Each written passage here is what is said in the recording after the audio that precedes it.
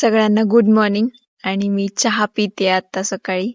आणि इकडं आमची मम्मी चुलीवर स्वयंपाक करायले आणि आमची गुली बघा इकडं फुगे उडवायले सकाळ सकाळी. काही कामच नाही ना सकाळी, त्याच्यामुळे असलं चालू असतंय. आणि इकडं आमच्या आजीला खूप दिवस झालं आपण बॅग शिव म्हणत होत्या. मग आज त्यांना सगळा कपाटातला पसारा काढून दिला आणि बघा म्हणलं कशी बॅग शिवता. मग मम्मीला म्हणत होत्या पोता आण. मग आमची मम्मी बी लगेच आणते ना, त्याच्यात काही विषय नाही. मग मी पण असं छानसं एक पॅकेट शिवलं होतं त्यांना फोन ठेवायला. मग काय जरा स्नॅप बीप काढावं लागते ना.